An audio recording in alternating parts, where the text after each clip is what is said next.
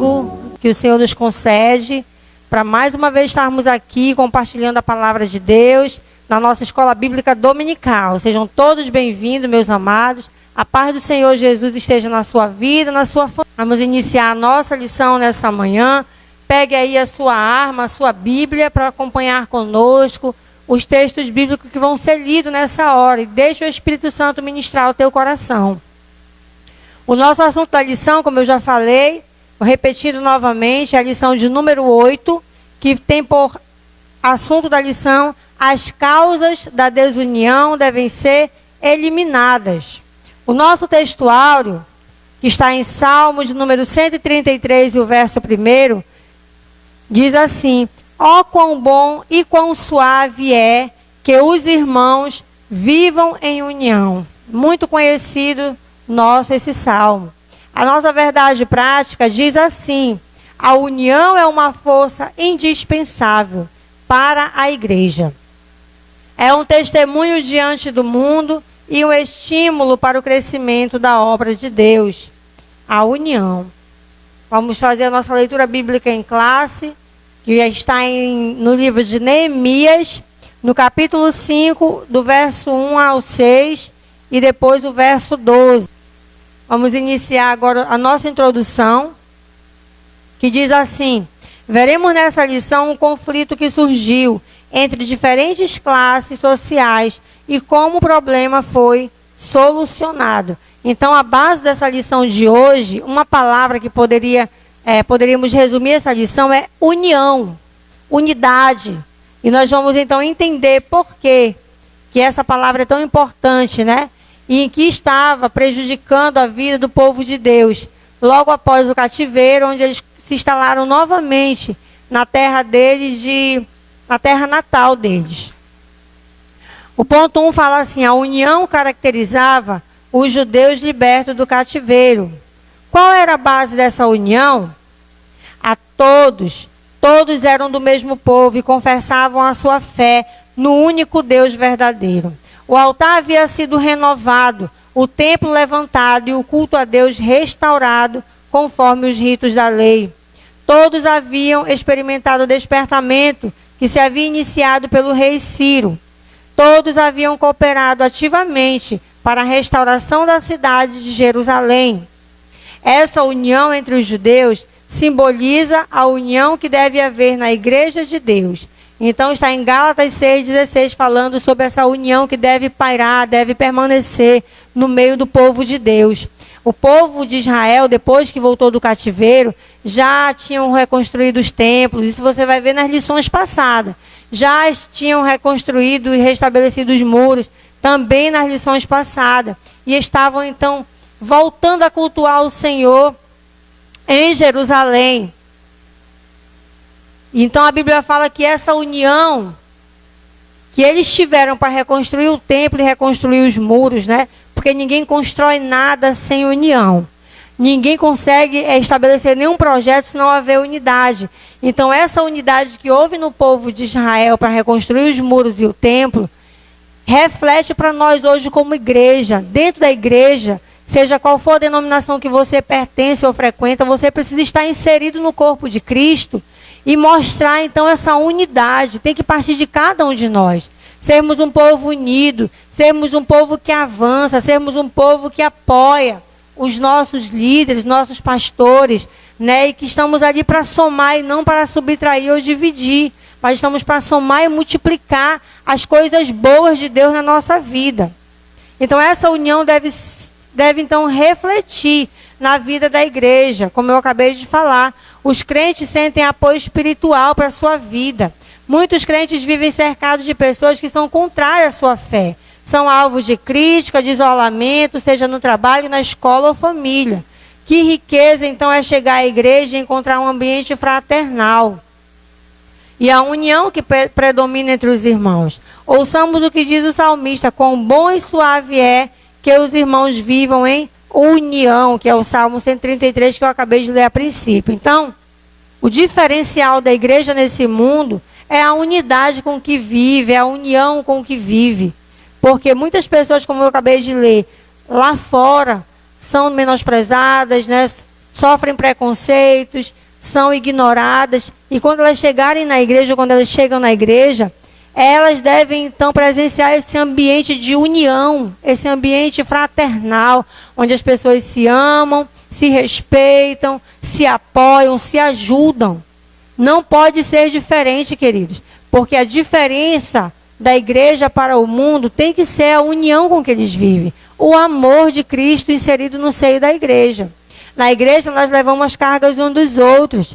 Existem cargas que cada um tem de levar sozinho, claro.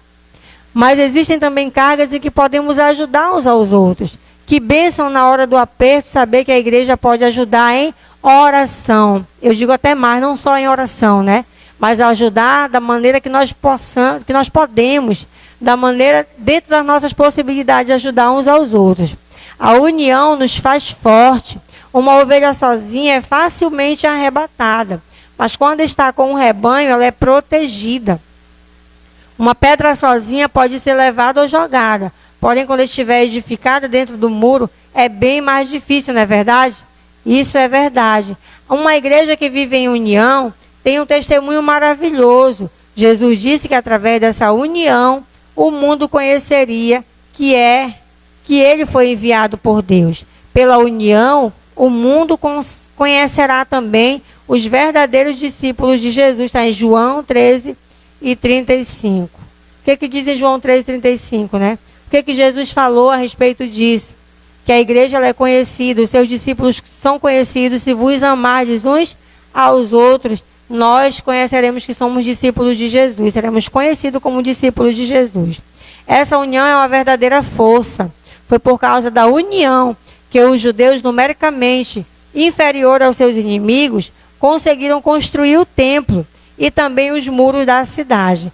Essa união é também o segredo da vitória da igreja. O santo óleo desce da cabeça do sumo sacerdote Jesus Cristo e os crentes vivem em união. Salmo 133, verso 1 e 2.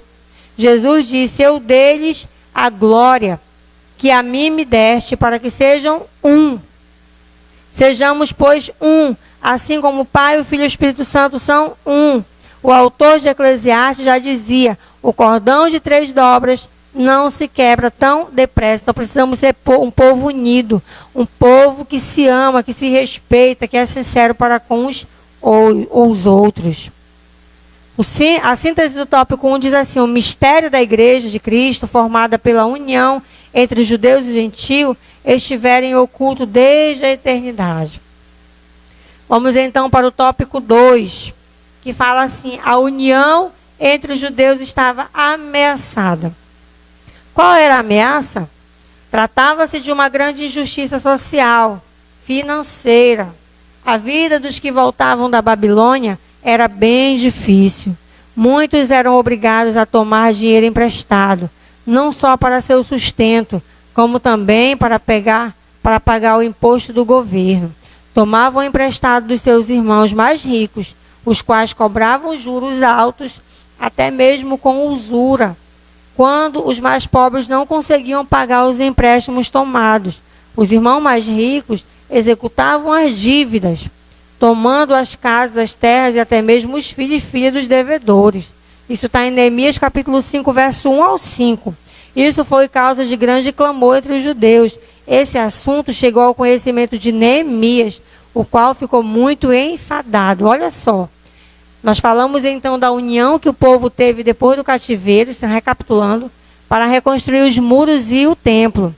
E aí então, o autor da lição que nós lemos, ele deu essa ênfase da importância da união para a igreja de Deus hoje. A união que teve o povo de Israel para construir os muros e o templo. Porém, agora estamos no tópico 2, que fala que essa união, ela sofreu grande ameaça. Aí diz: que ameaça foi essa? O que aconteceu quando eles voltaram do cativeiro e voltaram a se estabelecer em Jerusalém? Muitos ali tinham uma vida financeira bem elevada, bem estável, e outros já estavam ali afundados na pobreza. O que aconteceu foi que os que estavam bem financeiramente passaram a emprestar dinheiro aos mais pobres, e isso dentro do povo judeu, dentro do povo de Deus. E mais adiante, essa pobreza era tão grande que eles não conseguiam então pagar esses empréstimos. não conseguiram pagar. E esse empréstimo era feito a juros, diz a lição, e até mesmo com usura. Aqui eu faço aqui uma pausa, explico para você que emprestar dinheiro com juros não é emprestar com usura. Muitos pregam isso, que você emprestar a juros é usura. Não. A usura é quando você empresta um dinheiro com juros elevados, acima do normal. Você está explorando o seu irmão. Aí é usura. Tá bom, queridos? Então, se você empresta um dinheiro com os juros dentro da normalidade, sem explorar o seu irmão, tá tudo certo, não tem nenhum problema. E dentro das condições dele. Agora, quando você passa a emprestar um dinheiro com os juros acima do normal, com os juros elevadíssimos, diz a palavra de Deus que você está usando de usura. Está emprestando acima do normal. Então, não faça isso, porque é isso que o povo estava fazendo. Estavam emprestando dinheiro com juros muito elevados, onde os mais pobres não conseguiam pagar suas dívidas. E diz mais adiante que eles, quando não conseguiam pagar dívidas, né, os seus fiadores, eles não perdoavam. E eles pegavam os seus bens materiais, eles pegavam até os seus filhos para trabalhar para eles, para pagar dívidas. E isso chegou ao conhecimento de Neemias, que ficou indignado. Ele não aceitou, ele não admitiu o que estava acontecendo e ele tomou uma providência. Como se explica essa grande injustiça? Em primeiro lugar, era uma expressão de falta de amor dos mais ricos com os mais pobres. Dessa forma, os mais ricos pecavam contra os seus irmãos mais pobres, não lhes dando o devido valor. A Bíblia diz que cada um deve considerar os outros superior a si mesmo. Filipenses 2:3. Então, essa atitude dos mais ricos com os mais pobres mostrava falta de amor, porque eles não estavam perdoando a dívida, estavam explorando os seus irmãos. E a Bíblia diz em Filipenses 2:3 o que para nós? Que nós devemos considerar os outros superior a nós mesmos, né, irmão? Então, totalmente o contrário. E que devemos suportar uns aos outros em amor. Efésios 4:2. Por falta de amor, os ricos chegavam a cobrar juros com usura, coisa proibida na lei. Está em Levítico 22:36 e Êxodo 22:25, falando que não devemos usar de usura. O assunto é muito sério, porque a Bíblia diz que quem peca contra o irmão, peca contra Cristo. Sabia disso, Rafael? O que era usura? Tu sabia o que era usura? Está sabendo agora, né? Que não é emprestar com juros, é um juros elevado. Muita gente não quer emprestar mais com juros porque acha que é usura, mas não é. Usura é um juros elevadíssimo, é fora do padrão. Tu empresta R$1.000 para receber com 1.100, está dentro do normal? Se tiver, ok. Agora tu empresta R$1.000 para receber com 2.000, é normal? Totalmente fora, né? É isso que eles estavam fazendo. Quem está online, eu e tu? Amém. A outra diz assim, a atitude dos ricos era uma expressão de dureza contra os seus irmãos. Eles queriam ficar ainda mais ricos, às custas das misérias dos seus irmãos mais pobres. Não lhes importava o choro dos seus irmãos. A opressão faz endoidecer até o sábio. Olha só, eles estavam tão duros de coração contra os seus irmãos, tão sem amor, que eles podiam chorar, eles podiam lamentar, eles podiam fazer o que eles quisessem, irmão. Não amolecia o coração do fiador. Ele queria saber ter o dinheiro de volta a qualquer custo. A qualquer custo. Número 3 fala assim, Neemias solucionou o problema. Neemias convocou um grande ajuntamento, está em Neemias 5:8. Reuniu o povo e lembrou a todos que os irmãos mais pobres estavam sendo literalmente escravizados. Confrontou-os com sua injustiça, perguntando-lhes, vendeciam a nós? Então se calaram e não acharam o que responder. O que ele quis dizer aqui, irmãos? Ele disse, irmão, porventura, esse povo que deve vocês, eles vão vender a própria vida deles para vocês? Será possível que vocês são tão duros de coração que não conseguem perdoar uma dívida? Colocar o amor acima de tudo aqui? Neemias fez uma proposta conciliadora. O que ele disse? Deixemos este ganho, restituir-lhes hoje. Neemias inclui-se na proposta. Ele e seus auxiliares haviam emprestado a juro. Note bem, novamente, a juro, não significa com usura. Então, Neemias também prestava juro, mas ele não usava de usura, não emprestava com juros elevadíssimos, juros fora do padrão. E Neemias estava disposto a não receber os juros. Olha que Neemias abriu mão aqui. Irmão, vamos emprestar esse dinheiro sem juros nenhum. Vamos deixar esses juros para lá. Vamos emprestar R$100 para receber só 100. Já começou a melhorar, né, amados? A proposta de Neemias foi acatada. Restituí-los-emos e nada procuremos dele, faremos assim como dizes. Neemias fez com que jurassem diante dos sacerdotes, que assim fariam. Um ato simbólico de Neemias confirmou aquele juramento solene. Ou seja, ele disse, todo o dinheiro que nós pegamos deles por usura, por juros, nós vamos devolver. E vamos emprestar somente mesmo um pelo outro. Não mais com juros e nem muito menos usura.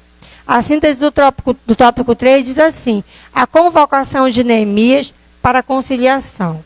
Essa é a síntese do tópico 3, um resumo. O ponto 4 e último fala assim: a paz voltou a reinar entre os judeus. Surgindo um problema entre os irmãos, deve logo ser tratado com muita diligência. Quando um líder do povo for ignorante, desinteressado ou negligente, o resultado poderá vir a ser uma grande contaminação grave. Faz parte das atribuições do ministro manter a boa ordem na igreja. Ele deve enfrentar os problemas com humildade, imparcialidade e com sabedoria de Deus. Ou seja, o líder ele deve ser humilde, né, para enfrentar os problemas, ser imparcial e usar de sabedoria de Deus. Não é verdade?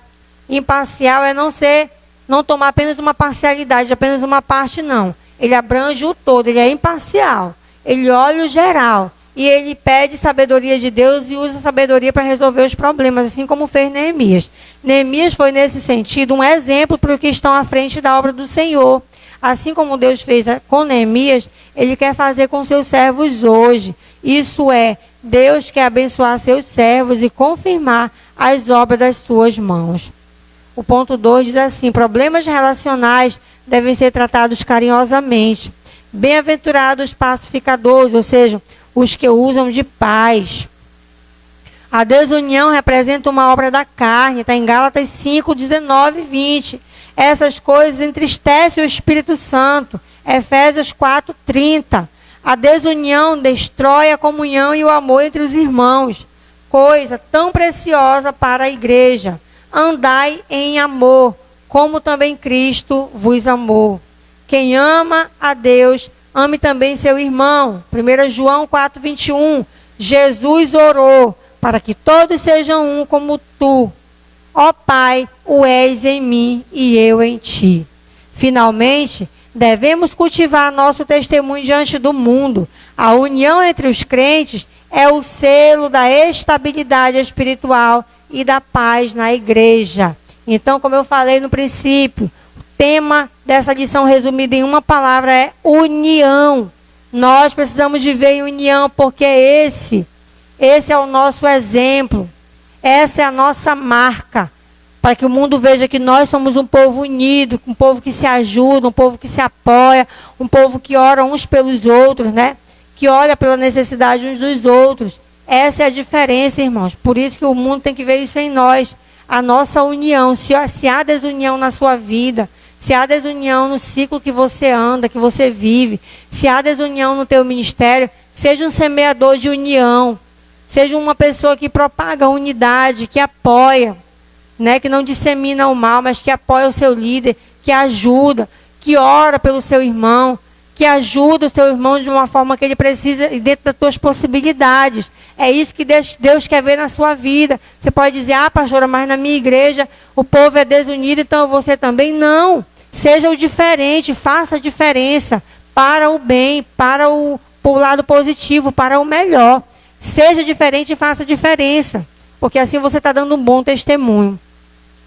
A síntese do tópico 4, já estamos encerrando a lição, diz assim: a paz foi mantida porque Neemias enfrentou os problemas com humildade, imparcialidade e sabedoria de Deus.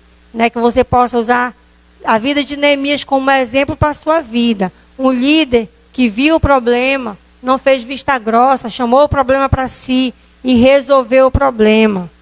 Né? Deus, ele quer ver isso de nós, atitude, sabedoria, humildade, né? Na hora de resolver as situações, porque nós temos o Espírito Santo de Deus na nossa vida, amém?